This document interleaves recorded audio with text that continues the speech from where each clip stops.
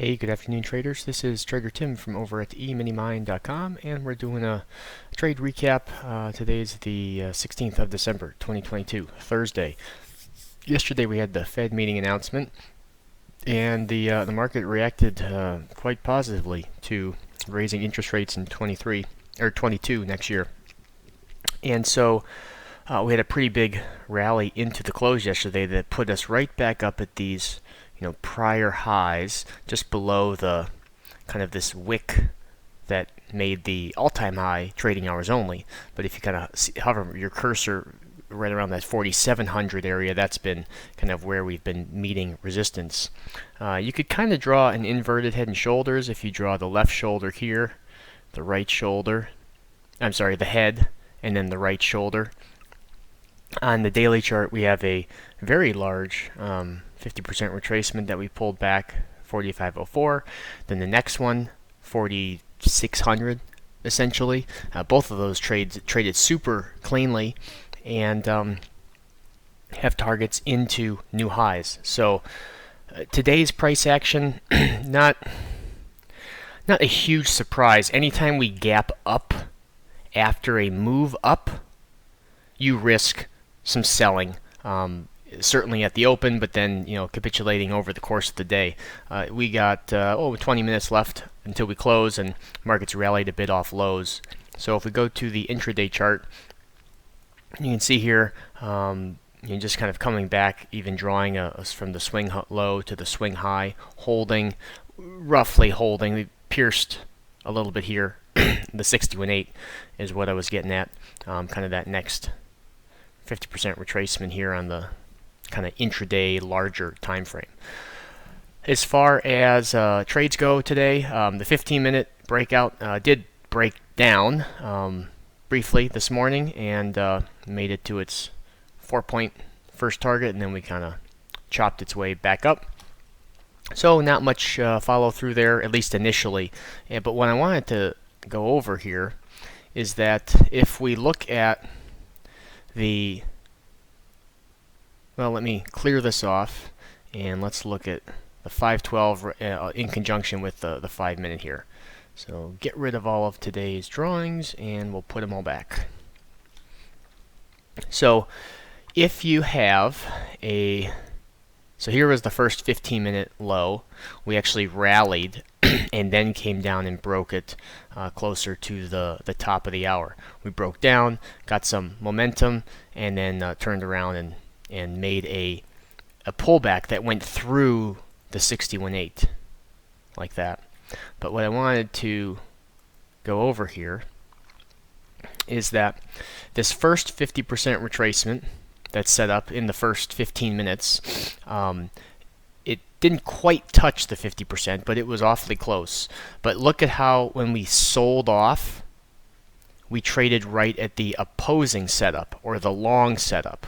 And so when we do that, when we come down and bounce right cleanly at the opposing setup, meaning the short was what was in play first, if we pretend that this is real time, and the short just nearly touches, but then we come down and touch the long. So that means taking this as a short is a no-go. You don't want to take a short after you've touched the opposing long. For this very reason, you could get some, just a rip right through. This next 50% retracement long, I didn't take it, but it could certainly be valid as far as we broke through the 61.8 of the larger short, so we'll get rid of that.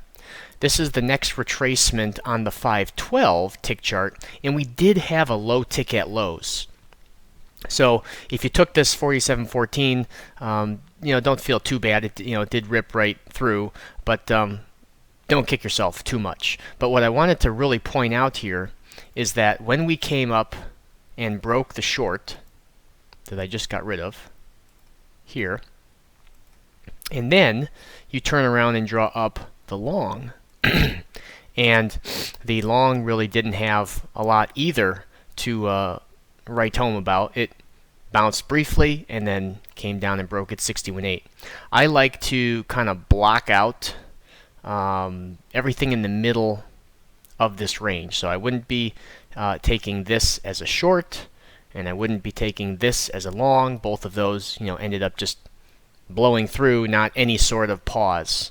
So if we get rid of these, and we have kind of this range up here blocked out,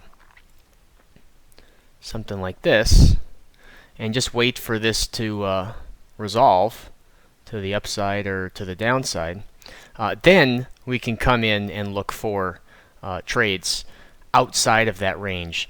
An unfortunate about this short here is it traded right at the top of the hour, and I try not to put on a trade right up against news, but that was a pretty clean short. And by and large, I would say not the best post-Fed meeting Thursday as far as intraday trading is concerned. The full halfway back did not hold its 50% retracement, and then we rolled over yet again. So there was a lot of kind of fake outs and then break out and then roll over. So this was a short that I did take that was absolutely beautiful. Lined up, halfway back the day, broke the swing low, lined up with the 50% or the bottom of the first 30-minute range, did not touch the opposing long. So that's a setup I'll take every single time.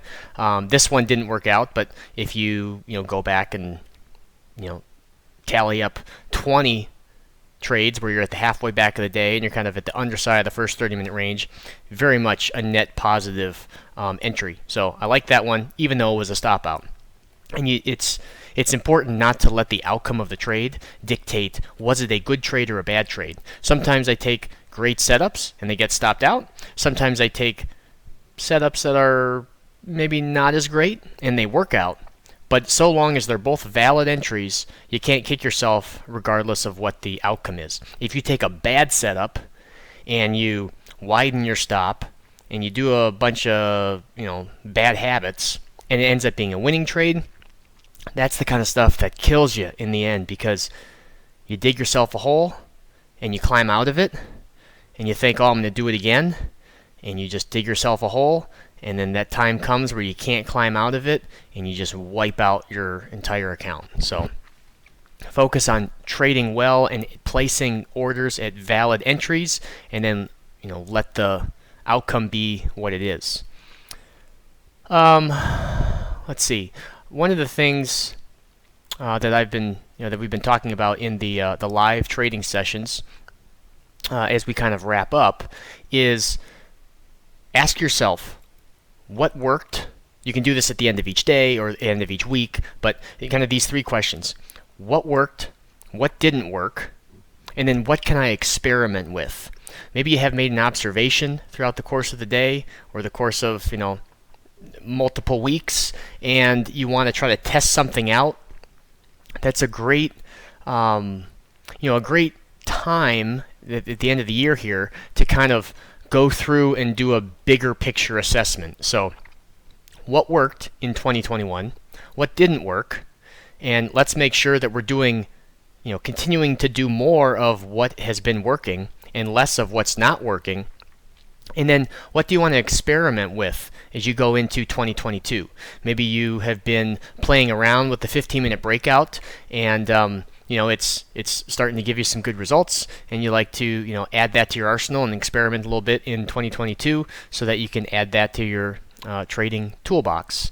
And that kind of stuff gives you motivation and excitement. And so if you can continue to focus on, okay, what's working, and let's identify what's not working very well for you so you can either fix it or at the very least stop doing as much of it. And then what can I experiment with? Those three questions I think are really helpful, especially this time of the year as you're kind of going through the year, recapping your trades, reviewing, and kind of making setting goals and objectives for next year. So I hope everyone has a great weekend. We will not have a trading session on Tuesday. I'm going to be taking the week off, as well as the week between Christmas and New Year's. I don't trade. So basically wrapping it up for the year as far as trading goes, and then we will reconvene on the I think it's the 4th of January, the first Tuesday in January with the live trading sessions. So I hope everyone has a great holiday, and I will talk to you all soon.